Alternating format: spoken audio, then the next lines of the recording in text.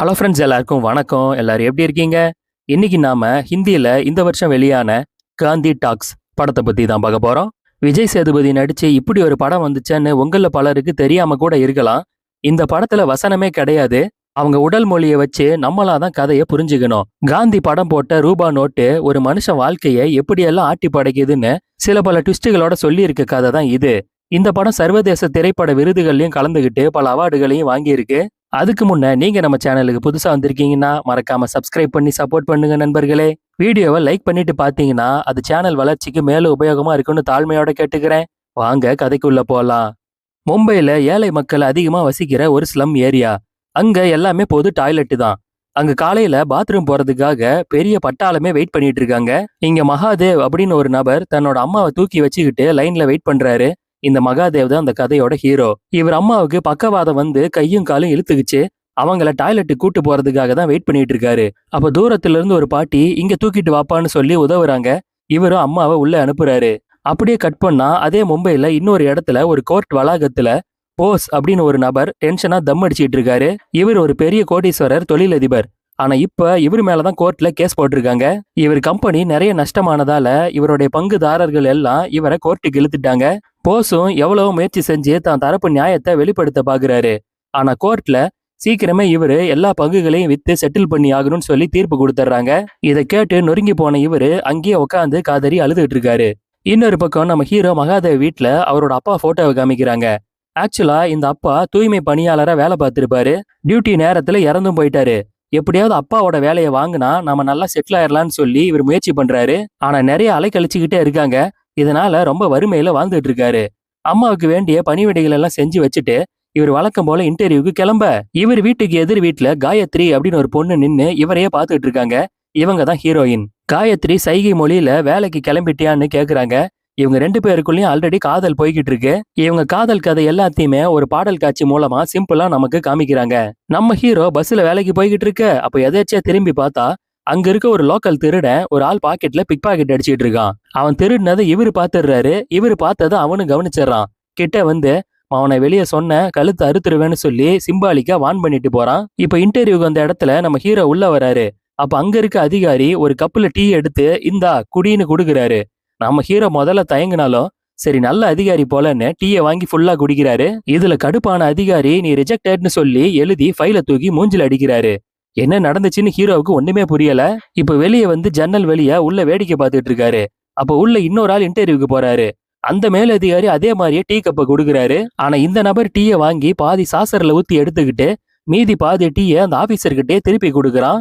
அந்த அதிகாரியும் நீ செலக்டட்னு சொல்லி அப்பாயின்மெண்ட் ஆர்டரை கொடுத்துட்றாரு. ஒண்ணுமே புரியாத நம்ம ஹீரோ அந்த நபர் வெளியே வந்த உடனே உள்ள என்ன நடந்துச்சுன்னு கேட்க, இந்த ஆளும் ஹீரோ கையில அவர் 50,000 லஞ்சம் கேட்டாரு. அதுக்கான சிம்பாலிக்கான கோட் வேர்டு தான் அந்த பாதி டீயை கொடுக்கறது.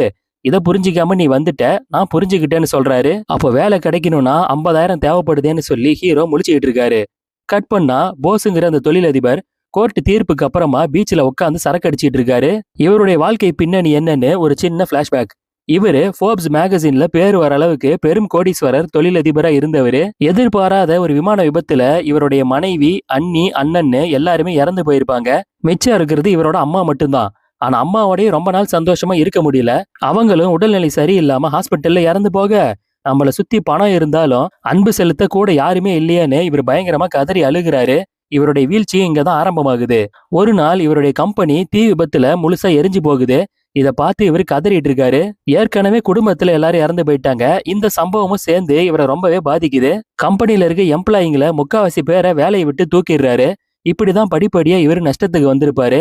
எல்லாத்தையும் நினைச்சு பார்த்துட்டு இருக்காரு. இப்ப நம்ம ஹீரோ கை செலவுக்கு காசு இல்லாததால பார்ட்டி நடக்கிற ஒரு இடத்துக்கு போறாரு. அங்க பண தேவைக்காக ஒரு கிருஷ்ணர் வேஷம் போட்டு நிக்கணும். 3 மணி நேரம் அப்படியே சில போல நின்னா 500 ரூபாய் பணம் கிடைக்கும்.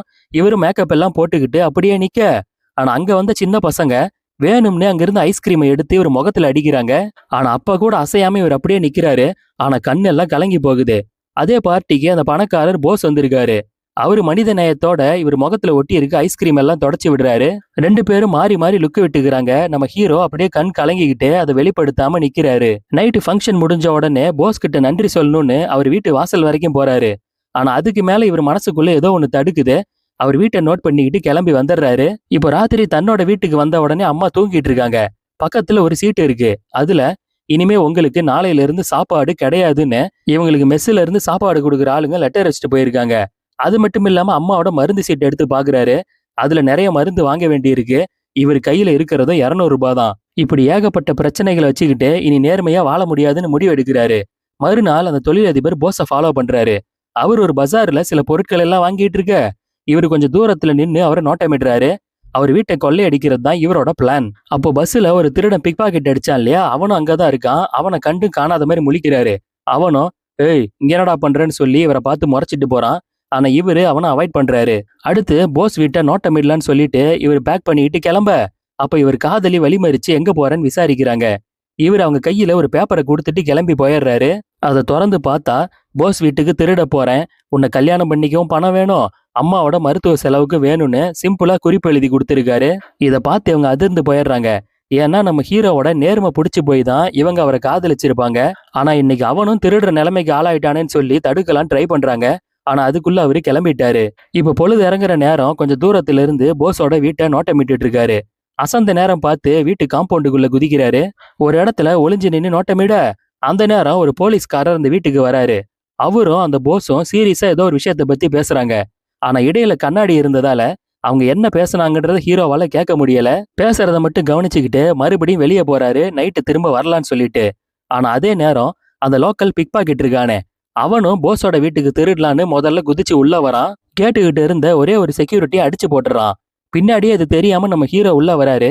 என்ன செக்யூரிட்டி தூங்கிட்டு இருக்காருன்னு நினைச்சுக்கிட்டு இவரும் பின்னாடியே உள்ள போறாரு. வீட்டுக்குள்ள ஒரு இடத்துல ஒளிஞ்சு கண்காணிச்சுக்கிட்டு இருக்காரு. அந்த நேரம் போஸ் பாத்தீங்கன்னா ஒரு ட்ரில்லர் மிஷினை வச்சு நிறைய பாட்டில்ல ஓட்ட போட்டுட்டு இருக்காரு. அதுக்குள்ள திரியெல்லாம் சொருகி ஒரு பெட்ரோல் குண்டு மாதிரி நிறைய பாட்டில வித்தியாசமா ரெடி பண்ணிட்டு இருக்காரு. இந்த ஆளு என்ன பண்றான்னு புரியாம நம்ம ஹீரோவும் முழிக்கிறாரு. இன்னொரு பக்கம் மாடியில அந்த பிக் பாக்கெட் திருடனும் திருட ஆரம்பிக்க, அப்ப அவன் சத்தம் கேட்டு போஸ் யாரா அது, மேல யாராவது இருக்கீங்களான்னு சொல்லிட்டு ஓடுறாரு. ஆனா அதுக்குள்ள அந்த திருடன் ஒரு இடத்துல ஒளிஞ்சுக்கிறான். இப்ப நம்ம ஹீரோவும் வந்த வேலையை பார்க்கலான்னு சொல்லிட்டு அங்கிருந்த ஒரு டப்பாவை திறந்து பாக்குறாரு. உள்ள சில சில்லற காசு தான் இருக்கு. ஆனா இவருக்கு நிறைய பசிக்குது. அப்போ ஃப்ரிட்ஜில் ஒரு பால் பாக்கெட் இருக்கு. அதை எடுத்து அந்த சில்லறையெல்லாம் கொட்டிட்டு அந்த டப்பால ஊத்தி குடிக்கிறாரு. போஸ் வீட்டுல இருக்க லேப்டாப்பை திருடி பேக்ல வைக்கலான்னு பாக்குறாரு. ஆனா இவர் பேகுக்குள்ள அது சரியா அடங்கல. திரும்ப டேபிள் மேலேயே வச்சிடுறாரு. அந்த நேரம் பகல்ல வந்த அந்த லோக்கல் போலீஸ்காரரும் போஸும் ஒரு பெரிய பெட்டியை கஷ்டப்பட்டு தள்ள முடியாம இழுத்துக்கிட்டு வராங்க. மாடியில இருக்க ரூமுக்கு பாத்ரூமுக்கு தான் கொண்டு போறாங்க. ஆனா அவங்க வர சத்தம் கேட்டு அங்கிருந்து தண்ணி தொட்டிக்குள்ள நம்ம ஹீரோ படுத்துக்கிறாரு. இது தெரியாம அந்த பெட்டிக்குள்ள இருந்து ஒரு பணத்தை எடுத்து நம்ம ஹீரோ மேல போட்டு போறாங்க. பயந்து போன இவரு, என்ன இவனுங்க டெட் பாடி எல்லாம் கொண்டு வந்து போடுறானுங்க, நல்லா மாட்டிக்கிட்டும் போலயே நினைக்கிறாரு. ஆனா ஒரு வழியா அந்த தொட்டிக்குள்ள இருந்து எகிரி குதிச்சு வெளியே எஸ்கேப் ஆகி ஓடி வராரு. அப்ப கரெக்டா ஹால் ஏரியாவுக்கு வரும்போது ஒரு சூட்கேஸ்ல 2000 ரூபாய் 500 ரூபாய் கட்டு பணம் இருக்கு. இவர் அங்கிருந்து 2000 ரூபாய் கட்டுகளை தான் முதல்ல எடுக்கிறாரு.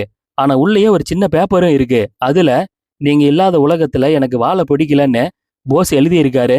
கூடவே அவங்க அம்மாவோட எடுத்த பழைய போட்டோ கூட இருக்கு. அம்மா போட்டோவை பார்த்த உடனே இவருக்குள்ள சென்டிமெண்ட் ஆயிடுது. நம்ம தேவைக்கு திருடுறது நியாயம், அதிகமா எடுத்தா தப்புன்னு அங்கிருந்து 50,000 ரூபாய் மதிப்புள்ள ஒரு 500 ரூபாய் கட்டு மட்டும் எடுத்துக்கிறாரு. இங்க மாடியில போஸ் அந்த டெட் பாடி இருக்கு இல்லையா தண்ணி தொட்டியில, அது மேல நிறைய சரக்கெல்லாம் ஊத்துறாரு. தான் தெரி வச்சு ரெடி பண்ண பாட்டில் எல்லாத்துலயுமே நெருப்பு பத்த வச்சு வீடு முழுக்க அடுக்கி வைக்கிறாரு. இங்கிருந்து இவரு பேக் பண்ணிக்கிட்டு கிளம்புறாரு. ஒரு லாக்கர் ஏரியாவுக்கு போறாரு. அதை ஓப்பன் பண்ணா உள்ள நிறைய தங்க கட்டிகள் இருக்கு. இவர்கிட்ட மிச்சம் மிஞ்சி இருக்கிறது இந்த தங்க கட்டிகள் மட்டும்தான். ஸோ இதையெல்லாம் எடுத்துக்கிட்டு இவரு நாட்டை விட்டே போலான்னு பிளான் பண்ணியிருக்காரு. வெளி உலகத்தை பொறுத்த வரைக்கும் இவர் தற்கொலை பண்ணிக்கிட்ட மாதிரி தெரியணும்னு சொல்லி தான் அந்த அனாதை பாடியை ரெடி பண்ணியிருக்காரு. கரெக்டா வீட்டை விட்டு வெளியே வந்தா நம்ம ஹீரோ அவர்கிட்ட மாட்டிக்கிறாரு.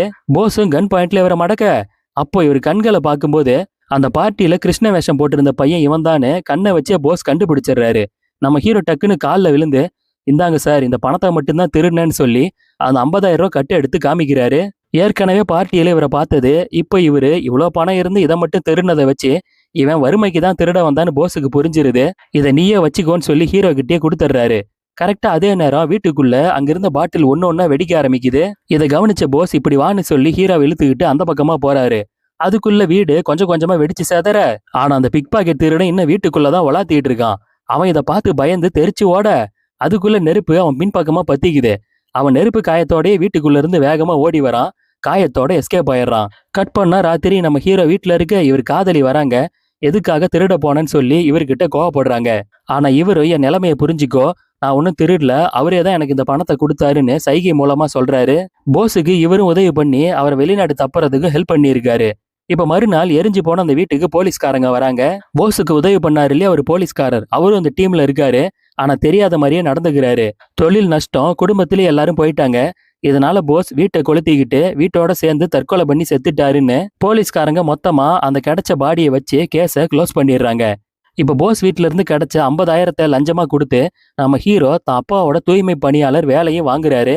இவரா திருடி இருந்தா கண்டிப்பா ஒரு குற்ற உணர்ச்சியோட இருந்திருப்பாரு. ஆனா போஸே கொடுத்ததால இவருக்குள்ள அந்த குற்ற உணர்ச்சியும் இல்ல. சந்தோஷமா வேலையை பார்த்துக்கிட்டு இருக்க தீக்காயத்தோட அந்த திருட ரோட்ல நடந்து போய்கிட்டு இருக்கான். அவனை பார்த்த உடனே இவரு நக்கலா சிரிக்கிறாரு. பின்னாடியே இவர் காதலியும் இவரோட அம்மாவும் கார்ல வராங்க. அம்மாவோட உடல்நிலையும் கொஞ்சம் தேறி இருக்கு போல. காதலி நேரா வந்து இவர் பாக்கெட்ல இருந்து உரிமையா பணம் எடுத்துக்கிட்டு நாங்க வெளியே பீச்சுக்கு போறோம்னு சொல்லிட்டு கிளம்புறாங்க. ஆனா இவர் அம்மா இப்ப மகனுக்காக சமைச்சு கொண்டு வந்திருக்காங்க. இவர் வாழ்க்கை சந்தோஷமா மாறிடுச்சுன்னு சிம்பாலிக்கா காமிச்சு இங்கேயே படத்தை முடிக்கிறாங்க. படமா பார்க்கும்போது இது ஒரு ஓகே ரகமான படம் தான். ஆனா எதுக்காக வசனமே இல்லாம இந்த படத்தை எடுக்கணும்னு முடிவு பண்ணாங்கன்னு தெரியல. ஒரு புது முயற்சின்னு சொல்லலாம். ஆனா கமலஹாசன் எத்தனையோ வருஷங்களுக்கு முன்னாடியே இப்படி ஒரு முயற்சி பண்ணிட்டாரு. இந்த கதையை பத்தின உங்களோட கருத்துக்களை கமெண்ட் செக்ஷன்ல மென்ஷன் பண்ணுங்க. மறக்காம சப்ஸ்கிரைப் பண்ணுங்க, லைக் பண்ணி சப்போர்ட் பண்ணுங்க மக்களே. மீண்டும் வேற ஒரு கதையோட விளக்கத்துல எல்லாரையும் சந்திக்கிறேன். நன்றி, வணக்கம்.